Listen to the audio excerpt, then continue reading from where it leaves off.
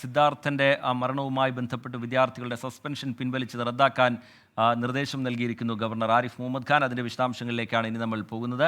Vice ചാൻസലർക്കാണ് governor നിർദ്ദേശം നൽകിയത്. Suspension പിൻവലിച്ചതിൽ റിപ്പോർട്ടും ഗവർണർ ആവശ്യപ്പെട്ടിട്ടുണ്ട്. വി എ ഗിരീഷ് അതിൻ്റെ വിശദാംശങ്ങളുമായി തിരുവനന്തപുരത്ത് നിന്ന് ചേരുന്നുണ്ട്. ഗിരീഷ്, ഈ കുറ്റകൃത്യത്തിൽ നേരിട്ട് പങ്കെടുത്തവരല്ല ഈ വിദ്യാർത്ഥികൾ, അതായത് സസ്പെൻഷൻ പിൻവലിച്ച വിദ്യാർത്ഥികൾ നേരിട്ട് പങ്കെടുത്തവരല്ല എന്നുള്ളതായിരുന്നു സർവകലാശാലയുടെ അതുമായി ബന്ധപ്പെട്ടുള്ള വിശദീകരണം. പക്ഷേ ഗവർണറുടെ ഇടപെടൽ ഇപ്പോഴുണ്ടാവുന്നു. സസ്പെൻഷൻ പിൻവലിക്കണം എന്നുള്ള നിർദ്ദേശം ഗവർണർ നൽകുന്നു. വിശദാംശങ്ങൾ എന്താണ് ഗിരീഷ്?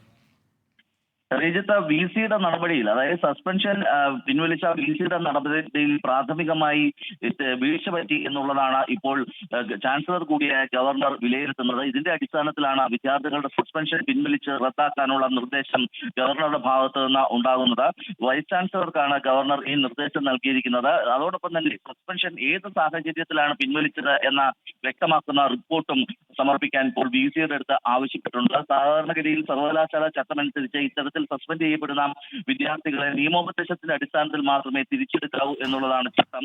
സർവകലാശാലയുടെ ലോ ഓഫീസറുടെ നിയമോപദേശം തേടിയ ശേഷം മാത്രമേ ഇത്തരത്തിൽ ഒരു നടപടി ഉണ്ടാകാൻ പാടുള്ളൂ എന്നും രാജ്ഭവൻ ഇപ്പോൾ വിശദീകരിക്കുന്നുണ്ട്. എന്നാൽ ഈ വെറ്ററിനറി സർവകലാശാലയിലെ സംഭവത്തിൽ ഇത്തരത്തിലുള്ള യാതൊരു വിധത്തിലുള്ള നടപടിയോ നിയമോപദേശം തേടലോ വി സിയുടെ ഭാഗത്തുനിന്നുണ്ടായില്ല.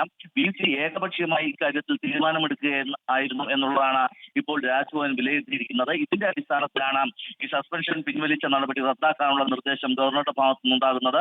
അതോടൊപ്പം തന്നെ വിശദമായ റിപ്പോർട്ട് ലഭിച്ച ശേഷം ഇക്കാര്യത്തിൽ തുടർ നടപടി ഉണ്ടാകുമെന്നും രാജ്ഭവൻ വ്യക്തമാക്കുന്നുണ്ട്.